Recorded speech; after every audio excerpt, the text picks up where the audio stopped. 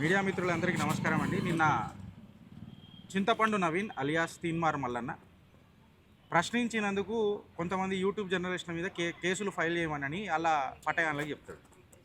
అయితే నేను ఇలా సూటి ప్రశ్నలు లీగల్గా అడుగుతున్నా. చాలామంది వాళ్ళు ప్రశ్నలు అడిగినారు. చింతపండు నవీన్ గారు, మీ ఆఫీస్ ముంగట ఈ కార్యక్రమం మొత్తం ఈ ఇష్యూ జరిగింది. మళ్ళీ ఇది అబెట్మెంట్ ఆఫ్ సూసైడ్ కిందికి తీసుకోవాలన్నా లీగల్గా ఏంది అని అనేది ఒక పెద్ద ప్రశ్న. ఎందుకు అనంటే ఆ జాగల ప్రాక్సిమిటీ ఉన్నది నువ్వే. మళ్ళీ నువ్వు ఆఫీస్లో ఉన్నావా, నువ్వు ఆఫీస్లో లేవా? లాస్టు ఈశ్వరాచారి మీ ఆఫీస్లో ఎవరిని కలిసిండు? మీరు ఆయనని పిలిపించిండ్రా? ఆయనంతలా ఆయన వచ్చిండా? పిలిపిస్తే ఆయన మనస్తాపం సూసైడ్ చేసుకోవాల్సినంత కర్మ ఆయనకు ఎందుకు పట్టింది?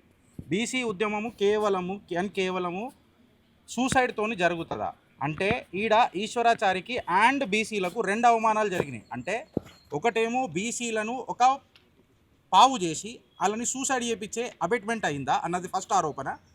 రెండోది ఇది లైమ్ లైట్లకు తీసుకొస్తానన్న జర్నలిస్ట్ని అవమానించడం అని అంటే బీసీలను రెండోసారి గట్టిగా అవమానించుడే అని అనేది రెండో ప్రశ్న. మూడోది, అంతగానం పంచాయతీ ఆడ నడుస్తుంటే అకార్డింగ్ టు ది 39 CRPC ప్రకారము, సెక్షన్ ప్రకారము, I stand corrected with my data, అక్కడ ఉన్న నీ ఆఫీస్ స్టాఫో మళ్ళీ నువ్వో సూసైడ్ చేసుకోవడం నేరమే, సూసైడ్ చేపియడం కూడా ఇంకా పెద్ద నేరమే.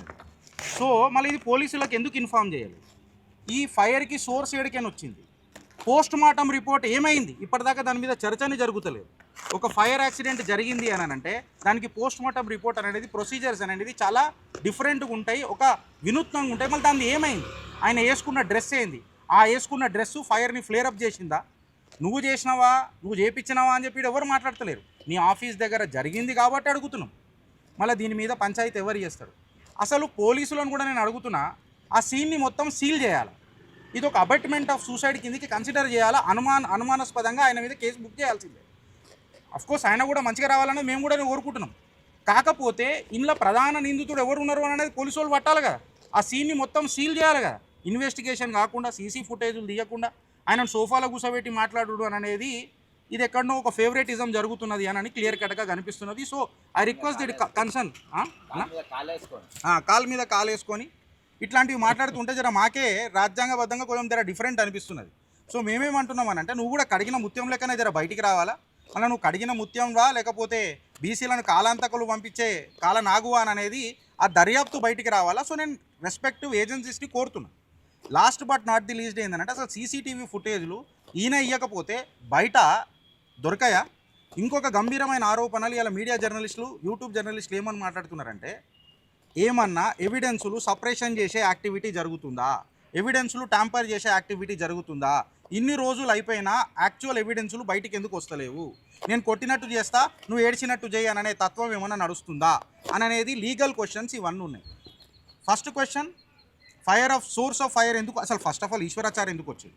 సెకండ్, ఏం మెంటల్ హరాస్మెంట్కి గురైంది? థర్డ్, ఆయన సూసైడ్ చేసుకునేటప్పుడు మీ వాళ్ళు పోలీసు వాళ్ళకి ఎందుకు ఇన్ఫార్మ్ చేయలే? ఫోర్త్, సోర్స్ ఏడికైనా వచ్చింది? ఫిఫ్త్, సీన్ ఆఫ్ అఫెన్స్ని సీల్ ఎందుకు చేయలే? సిక్స్త్, అలా భార్య వచ్చి మిమ్మల్ని మాట్లాడినప్పుడు కూడా మీరు ఎందుకు కనికరించలే? Last but not the least, కంప్లీట్గా ఎవిడెన్స్ ఎందుకు బయటకు వస్తలేదు? అది పెద్ద నేరం అవుతుంది. సీన్ ఆఫ్ అఫెన్స్ ఏదో ఏది సిద్ధ చేయాలని అది కూడా స్పష్టంగా చెప్తారు. మన ఆ ఏరియా కంప్లీట్గా ఆయన ఆఫీసు గీఫీసు స్టూడియో అది ఎక్కడ జరిగిందో అక్కడ కంప్లీట్గా అది సీల్ చేయాల్సిందే. And last but not the least ఏంటంటే బీసీలకు న్యాయం జరగలే. ఇన్ఫ్యాక్ట్ చెప్పాలంటే బీసీలకు రెండవసారి ఈశ్వరాచారి సూసైడ్ చేసుకున్నట్టు అయింది. ఇది ఒక దురదృష్టపు ఘటన. అన్న నేను బీసీలకు కూడా ఒక చిన్న కోరిక కోరుతున్నా, బతుకుండి గెలుద్దాం, సూసైడ్ చేసుకొని కాదు. మీకేదన్నా ఉంటే టీడీఎంఐ మీకు రక్షణకు నిలబడుతుంది, ఒక కవచ కుండలమై నిలబడుతుంది. టీడీఎంఐ మీకు సుదర్శన చక్రం అవుతుంది. జై హింద్, జై భారత్.